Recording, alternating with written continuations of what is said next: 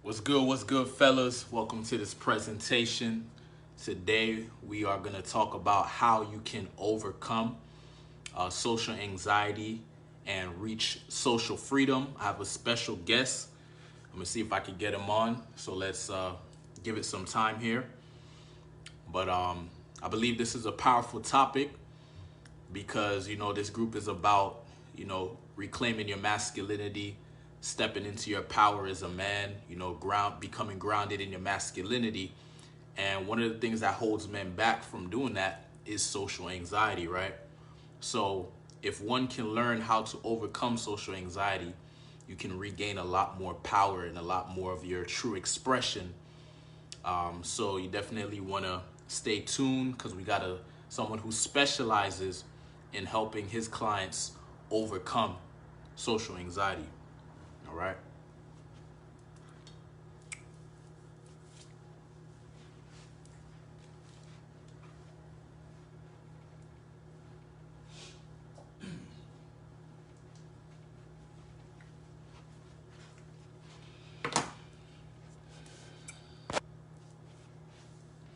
Yo, Connor, once you get on, bro, just like write a comment or something so I can add you to the Facebook Live.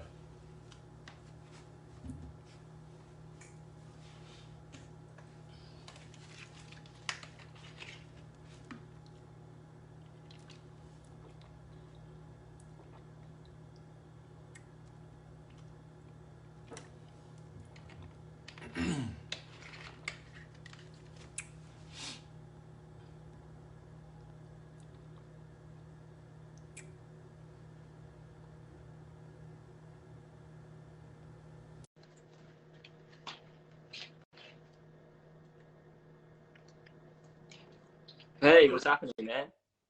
So what's up, bro? Good to finally connect, man, and jump on and do this live. Hell yeah, man. How was your What day? man, my day's just starting, bro. It's 7 a.m. here, so I just got out of the shower, got myself a coffee, man. So I'm buzzing, bro. I'm keen to go. Hell yeah, bro. I'm excited. So, fellas, as I said earlier, today we're going to be talking about how you can overcome social anxiety and Sure. achieve social freedom. And, I talk a lot about code approach and being a man and going for Yep. what you want. And social anxiety is one of those things that holds us back, you know what I mean? Because we want to express ourselves, but that anxiety, man, it's like, man, it's hard to push through it. So we Yeah. got someone who specializes in helping men overcome social anxiety and reach social freedom. So Connor, can you introduce yourself, brother, and let us know who you are, what you do, and all of that? Yeah, for sure, man. Well, basically, like the concept is pretty much what you said, man. Like, my goal is to help, normally the younger demographic between the ages of 20 to 30, because I feel like that is the most precious time. You know what I mean? Like, that's really where we form as a man. You know what I mean? Not to say that you can't change after that, but that's really the foundation and the building blocks, right? So to be able to get men at that age there and be able to transform them so that they can go out into their life and really make an impact, whether that is if they want to go and pick up women, whether that is if they just want to be able to talk in a group environment, even if they're just in like a social setting and they just want to be able to have a free flowing communication without feeling that they're gonna die, you know, like just generalized stuff, that we have sort of gotten in the habit of feeling like the world's against us. So yeah, my goal is to be able to help bring men on that are sort of struggling with social anxiety, help find out the root cause, because that's normally what it is, right? There's normally a trigger, there's normally a charge which is causing it. Release that, and then be able to get some habits in place and transform a bit of lifestyle, and a bit of mindset training as well, because that's what it is. It's like social anxiety is something that I've learned that there's no real way, rate or cure to be able to completely eliminate it, because at the end of the day, fear is completely natural. It's a human emotion. So like to be going around and like not having any fear or not having any like nerves when you go into an interaction, that's it's kind of impossible, right? But it's about learning how to deal with that. So when it does come up, it doesn't stop you from going out and approaching that girl or speaking up in that meeting that we're talking about. So that's the goal, man. Helping people, well, helping men specifically, you know, realize that, you know, they first of all have a problem, which is okay, and then being able to learn what the actual cause is, and then overcoming it, man. That's the main goal of what we do. Nice, brother. So, a question that I have is, what's the difference, or is there a difference between approach anxiety and social anxiety? To be honest, man, I would say not really, man. You know, it's the same emotion that sort of comes up. It's the same triggers. It's the self-doubt. It's the self-sabotage. It's the same patterns that we sort of run through. I think it's just a different environment, you know. I think it's very, very similar. Yeah. Okay. So, if someone comes to you and they're struggling with social anxiety, can you kind of like run it through, like maybe, you know, like a summary of what you do or how you help them with that? 100%, man. So the one thing that I get very clear on is I help them understand like the power of the subconscious mind, right? Because for those people that don't know, right, like the subconscious mind is what controls 90% of our human behaviors, right? And 10% in the conscious, right? That's why when people want to say, you know, do like a New Year's resolution, right? And then they last a week or a month, maybe even a couple months, and then they go straight back to where they were, right? Not because they, you know, they like being overweight or they like having these bad habits, but because their subconscious mind has just learnt that, and over time, it's just who they've become, right? So you'll always come back to what your subconscious mind believes, right? So the first step is to finding the root cause, right? Because a lot of people have this charge inside of them that's causing that social anxiety. And normally, right, it's because of something that has happened from the past, right? That being something that happened normally between the ages of 0 to 7, because that's when our brains and our subconscious mind is in the formalization period, right? So anything that sort of happens in our environment or happens to us that's, you know, traumatic, you know, we take that on as a belief, right? So people are like, oh, well, I haven't really had that much, you know, traumatic happen to me, you know, and like, it's like everyone has had something negative happen to them, no matter who you are, right? And it doesn't have to be that severe. Like, for example, it could be some of my clients, it's they were left in the shopping center by their mom, right? That to a 4-year-old kid, like to us right now, that's not that bad, but to a 4-year-old kid, that's massively traumatic, right? He's lost his mom. He's running around the shops, you know, petrified. So we take on this belief for like separation anxiety, and then it breeds a whole new problem as we sort of formulate and get older. So that's the first thing, man. I go through a detailed questioning and I really find out what the root cause is and what's sort of holding people back. And then from there, we put a strategy in place to be able to help clear and overcome that. And then it's around about just simple strategies to be able to, when you're in day to day, be able to, you know, present yourself in a way that's going to be able to help you have more confidence. So that's the real goal of this, man. Okay, cool. So do you because when I coach guys, if they're struggling with approach anxiety, I put them through like exercises to like gradually overcome the approach anxiety. So for example, I tell them, hey, go, you know, go and ask 5 people for the time. Yeah. And next day, go and ask 5 people for directions, and then compliment, and that, because that's how I did it. So is that something you do something similar, or is it a little different, or? Yeah, definitely. So I normally put like a 6-week challenge together. So once I've got very clear on their values and their goals, because that's the thing, their values need to be aligned with their goals and what they want to achieve, right? So for example, if it is like a person that, you know, wants to say go up and pick up women, right?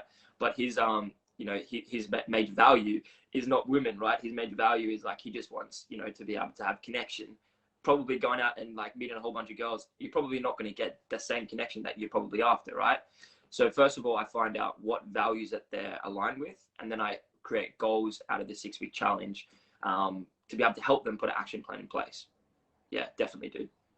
And I find, you know, that's the one thing I've learned about social anxiety. It's one thing to be able to, and it's probably the same with what you teach. It's one thing to be able to you can give you all the strategies in the world. You can help them out as much as you can. But when it comes down to it, the biggest transformation that happened for me, and that happens for all of my clients, and probably the same for you, is action, man. Like, that's the biggest thing. You just got to, if you feel that anxiety, if you feel that emotion inside of you, good. It's normal. It's a human emotion, but it's not okay to keep it there. Right? Whenever I feel something come up, I'm like, fuck it. I feel it. I don't like this anymore. Go. And I take action. And the moment I take action, it's training my mind that I'm better than this emotion. You know what I mean? But every time that you don't, and you don't take action out of that and you suppress it, you're just training yourself that, you know, you can't handle these situations. And then the anxiety gets more and more. And then it's like a snowball effect. You get to a point where you're like, you see someone and you're like, fuck. Yes. Well, one thing I'm curious about, bro, is what drives you to want to be in this niche? Like, you know, you could be doing anything, right? What drives you to want to help guys with social anxiety? It's a really good question, man. I think it sort of comes from myself. You know what I mean? I feel like you always want to help people that are similar to yourself or have been in a similar situation to yourself. So for me, like when I was sort of growing up, I was sort of like a bit of a misfit in school, you know, the class clown.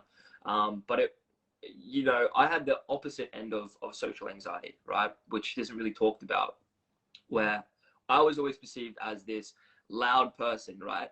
You know, this outgoing kid, but deep down, I was actually really fucking hurting inside. And no one knew that, right?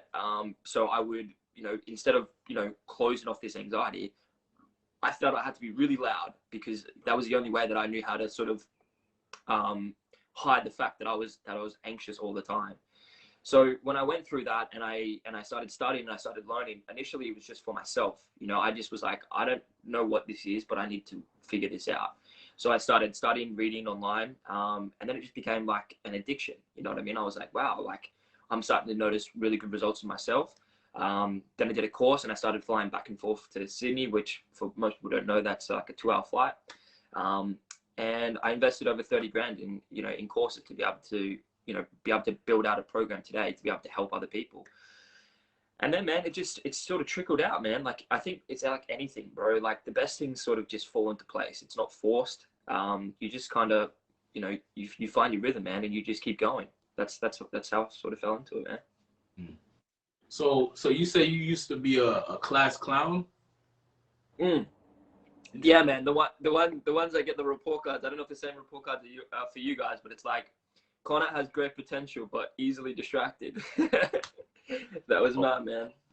So this like all throughout school, or was this a certain period of time, or?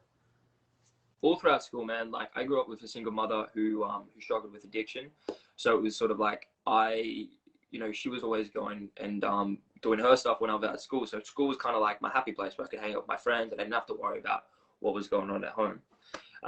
And when I was at school, it was just like I didn't even care about the school environment because I had ADHD and dyslexia. So that the structure that I had at school, with a lot of people probably experience the same thing. It's very difficult to learn in that environment. I don't learn that way, especially if I don't see value in it or I don't think that I'm going to use this in the future. I switch off. It's like hitting a wall. I can't learn it, man. But if I'm passionate about it, and you know I have values towards it, boom, I'm addicted, man. I'm like, you can't fucking stop me. And I feel like that's with most people that are in this learning environment. You know, school does discourage a lot of people that go through that system. You know, I'm not saying that school's bad, and it's not, because, you know, it does help a lot of people, obviously. But there's a lot of people that fall through the gap, right? The ones that sort of just don't learn in that structure or don't have value for that structure. And I'm fortunate. You know, I'm fortunate that I was able to sort of get myself out of there and find something new and a passion. But a lot of people aren't. And I think that's where the other passion comes from as well, to be able to try and help those people realize that, okay, you went through school, you were probably a bit of an idiot. You probably didn't get the best learning experiences, and you're probably in a bit of a bad situation, got some bad habits, but it's okay. You can get out of there. Got you. Cool. Hey, by the way, fellas, if y'all have questions, feel free to drop it in the comment section. Yeah, sure. Another question I got, bro, is, so what are some of the main like reasons that you found why people are suffering from social anxiety? What was the first part? What was the main reason why I found people suffer? Some of the main reasons or core reasons why people suffer from social anxiety. Yeah, I think one of the main ones was, again, like it's always normally between the ages of 0 to 7, and it's normally something pretty traumatic that has happened.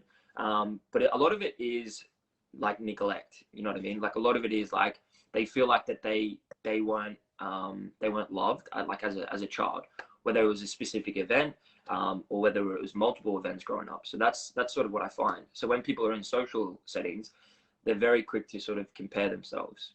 You know, they're looking at other people, thinking, what are they thinking about me? And they're very self-critical, because that's the thing with social anxiety. It's pretty selfish when you think about it, when you are social anxiety, because you're so focused on yourself. And that's one of the things that I teach is, and probably what you would as well, is like when you're in a social interaction, the main reason why you're anxious or why you fuck up or why you don't do it in the first place is because you're so in your head. You're so worried about you, right? When you take yourself out of the equation and you put your focus on them and how can I give them value and start to shift that mindset a bit, that's where it all sort of shifts for me. Yeah. Cool, bro. So is it possible to get to a point where you have no social anxiety like at all, or you think you're always gonna have some?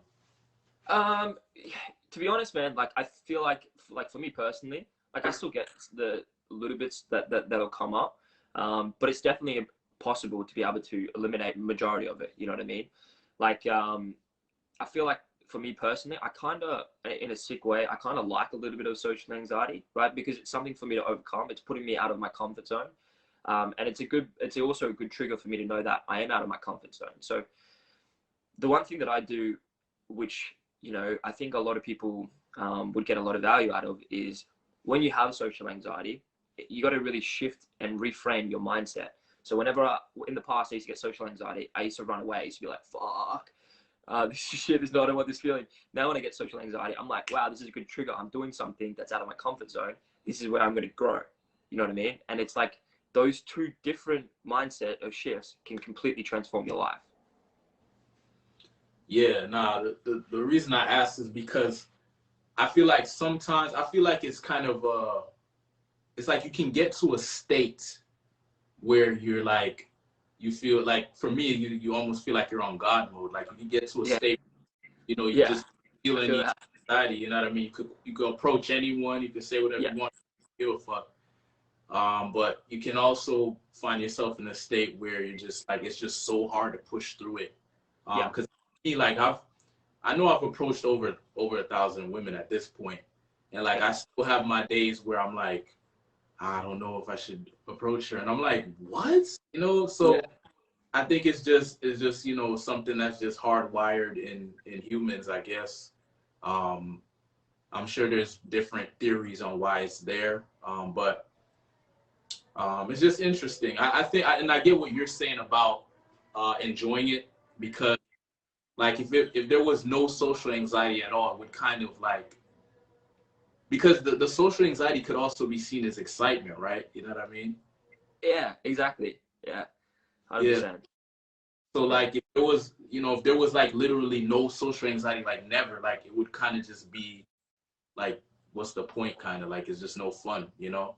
So there does need to be like a little healthy, I believe, a little healthy dose of social anxiety. I guess it's an issue when it's like crippling, you know? Yeah. I can't even move, the type shit, or you can't even like experience life. That's when it's a problem. It's like, you know, you're like you're your own enemy, in a sense, because the opportunities are everywhere, but if you have social anxiety, you're just like stuck. Exactly, man. 100%.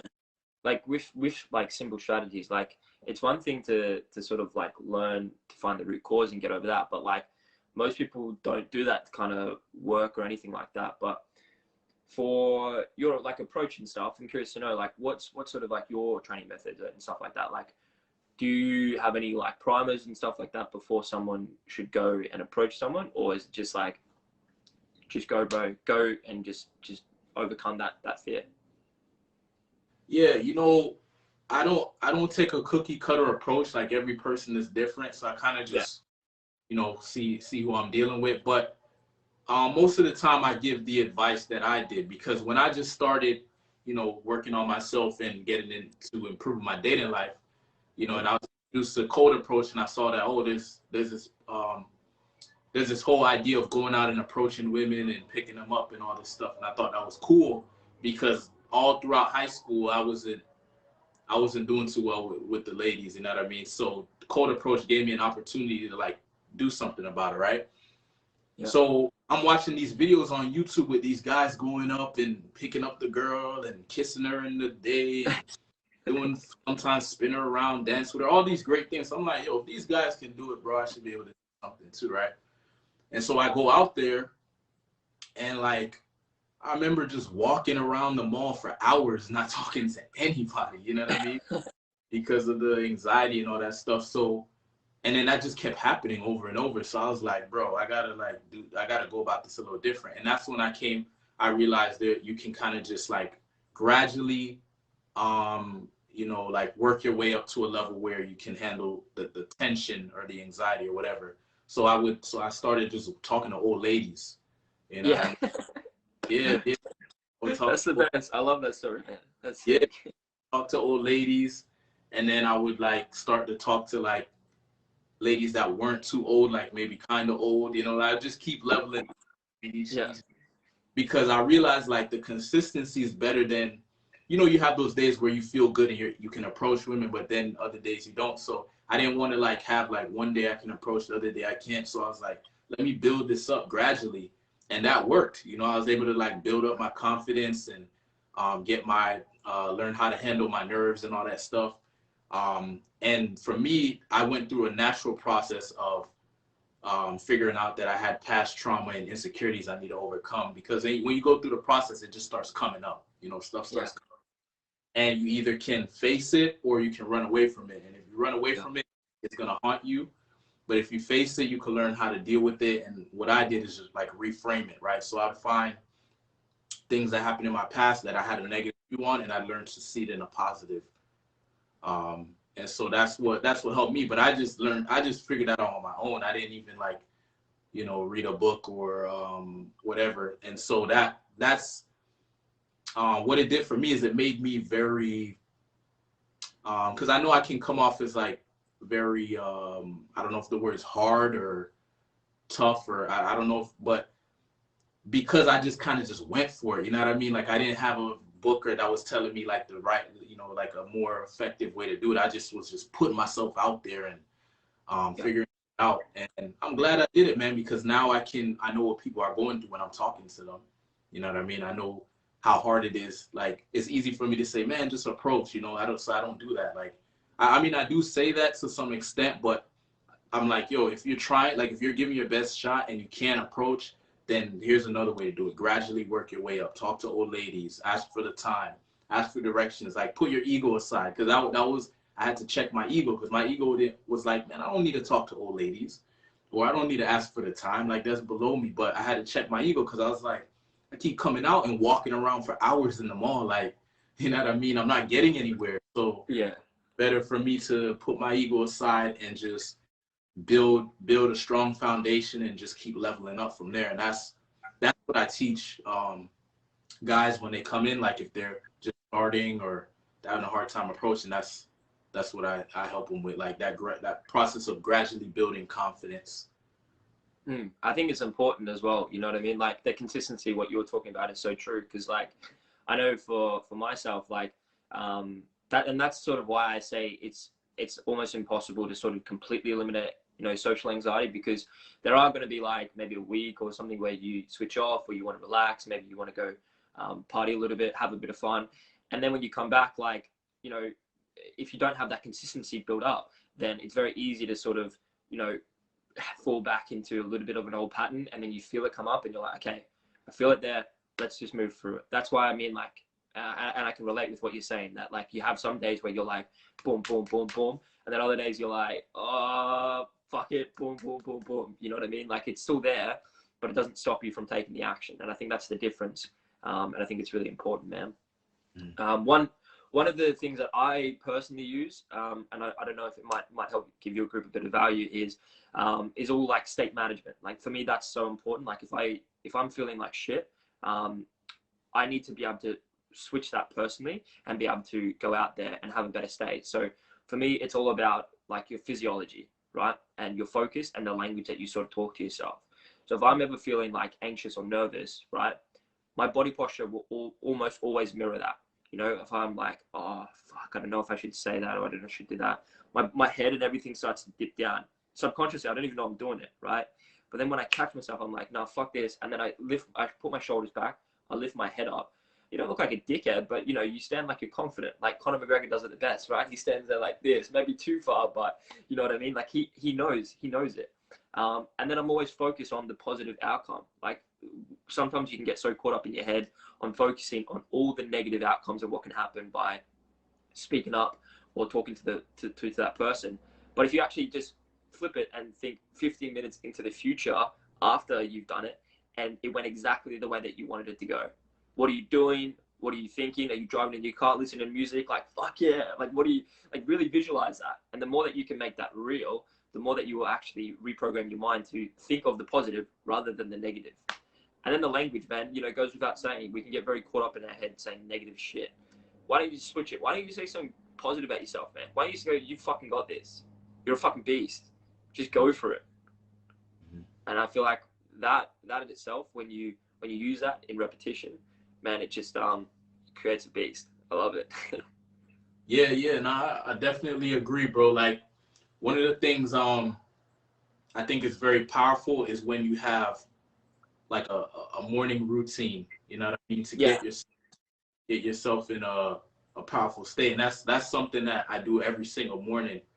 And that's what keeps me in a good vibration, a good frequency, good state of mind, because I do my morning routine no matter what. Like, you know, I wake up at the same time every morning. First thing I do is work out. You know, I write my goals down every day. You know what I mean? And I just follow the same routine every single day. And like, you have some days like today, this morning, man, man, it was tough. I wanted to go to sleep, bro. I wanted to press the snooze, but I was like, bro, get up. And then even when I got up, I was like, man, I don't feel like working out, bro. But whenever you push through and you do it, you feel great, man. You feel powerful, like you feel like a beast. That's what a beast would do. The beast would not feel like doing it and still find a way to just get it done. You know, that's discipline. That's you just knowing that you got to do what you got to do. And you know, you reap the benefits after. You know, after you do it, you feel great, you feel accomplished. You know, you feel like, man, I know most guys would have went back to sleep. Most guys would have, you know, said, let me take today off or whatever. So yeah, you know, so now when you go and approach a woman, because I tell guys, like, there's a difference between approaching a woman as like just like a regular dude or a guy with low self-esteem, whatever, versus approaching her as a king or as a beast or whatever. You know what I mean? Like seeing yourself as someone who's great, someone who's amazing. So you're communicating to her as such versus, oh, she's on this high pedestal and you're trying to impress her and make her like you. And like, that shit doesn't work, man. Like even if it does work, the frame is off. You know, you're not going to enjoy that if that turns into a relationship, you're not going to enjoy that, right? Because she's always going to be up here and you're always going to be trying to, nah, man, that's not cool. So that's another thing is like having powerful frames, right? Having powerful frames is similar to what you were saying about, you know, managing your state. Essentially, is like just get yourself in the right place to communicate from or express yourself from, versus like not feeling good about yourself or whatever. Now you're gonna try to talk to someone. You're probably gonna repel them. Like people want to be around people that feel good or people that are winning or enjoying life, or you know what I mean. Like they don't want to. Just let's just be real. We don't want to be around a guy who feels like a loser or has no self, whatever. It's like because now you have work to do. Like you're trying to bring them up or some shit like that. It's like, you know, especially like, you know, women, they have their own problems to deal with. You don't want to walk up to her and like show her that, you know, she has her insecurities and you're showing her, hey, I'm insecure too. Can you help me? Like, what type of approach is that? You know what I mean? So, and because I've done so many approaches, I know like women are responding. Like a lot of it is just off of how you're communicating, your frame, your energy.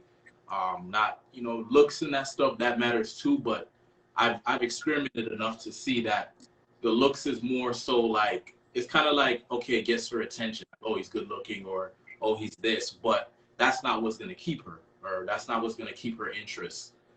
It's your character. It's the way you carry yourself. It's your ability to lead. It's your ability to flow, flow with the interaction, not be so forceful in your intention or whatever. You know what I mean? So yeah. Yeah, I can relate with that. And I mean, just sort of like taking it back a little bit, I'm glad that you sort of brought up habits and routine, because that's like one thing I drill into my guys as well, is like, um, sometimes you can think like you need a magic pill that's going to sort of solve everything. And like, it's never the case. It's all the little small decisions that you make every single day that's going to, get you to that place that you want to get to. So with social anxiety, it's like, a lot of the reason why you don't have the confidence or you're socially anxious is just because you don't have the belief in yourself. Now, to be able to get the belief in yourself, it's not about going out and doing like something, drastic. That does help, right? But it's about the little incremental things that you do consistency and daily that are going to get you to that place. So like waking up when you say that you're going to get up, cold shower. If you say you're going to do a cold shower, just fucking do it. You know what I mean? Like, and it's normally the days that what you said, where you feel that resistance come up, where you don't want to go to the gym, that you do go to the gym, that you feel way better than what you would on a normal day, because you've overcome yourself. And I think that's the biggest thing. It's like, a lot of us think that there's this green, happy place where you get to, and there's no social anxiety. You smash your goals, everything's free flowing. And like, yeah, you have those days, but like, you also have the days where it's not. And it's not like the grass is greener. It's days where it's really hard. And I think people, put sometimes like us on a pedestal, and they think that we don't have bad days. We don't have days where we don't feel like we want to do it. We can seem like we're just always doing shit, but that's not the case at all. Like sometimes we wake up and we're like, fuck. And that's okay. You know what I mean? I feel like to normalize that is good, because a lot of people in the personal development are like, boom, boom, boom, you gotta wake up, you gotta run out of bed, you gotta fucking go for your goals and smash it. Dude, yeah, to a point, but like not every day you gotta wake up and feel like that. Yeah, exactly, bro. So cool, man. So that's some good shit. So can you maybe give us just one tip that we can apply like right after this call, for example, that will help us become more socially free and less socially anxious? Well, one thing that I still use religiously daily, which has really, really helped me a lot, man, is whenever I'm in a social interaction, right? We've all had it where someone says hello, right? Where you're in the shopping center, someone catches you off guard, you're not really expecting it, and like your heart rate increases, your breathing gets more shallow, and you start feeling that anxiety level starting to rise up. Or more or less, you're in a social interaction and you don't know what to say, and you're like, and everything starts to like close up. The one thing that I do whenever I'm in a social interaction is I just slow down, right? Because what happens is when people are in social situations and they're anxious, they start to talk really fast, and they're like, and then people pick up on that vibe, and it's like, whoa, man, like just chill. So what I do is I just take a deep breath. Like if I'm starting to feel anxious, I just take a deep breath in, not to a point where it's obvious, and then I breathe out. It oxygenates my brain, allows me to think more clearly, and then I communicate. But as I'm talking, I'm controlling my breathing, right? I don't allow my breathing to go up, and if I do notice it, I slow it down, and that'll just, people pick up on that vibe. People pick up on that calmness, and that for me is a game changer, man, because there's no rush. There's no rush in the communication. And if they want to rush you, that's fine. You just stay calm, man. You be the anchor. You be the pillar. You control how the conversation goes. Yeah, perfect, bro. Perfect. So, can you just share with us, bro, if people want to get in contact with you or learn more about you, how can they get in contact with you? Yeah, man, for sure. Either message me on Facebook, Connor Hobbs, or Instagram, Connor_Hobbs. And yeah, love to connect, love to help. But it's been great jumping on the live, man. I think you've got a good community. I've sort of seen a lot of the posts, a lot of the lives. Yeah, you got a good tribe, man. Yeah, I appreciate you coming in, brother. This is a great topic, how to overcome social anxiety. I know a lot of guys are going to get a lot of value out of this, the ones who attended live, and then obviously I'm going to save this video so it'll be replayable for those who weren't able to watch it. and it's always going to be in the group. I'll probably put it on YouTube. So I appreciate you, brother, for coming on and giving us so much value, and appreciate y'all fellas for coming and watching, and see y'all in the next videos. Peace.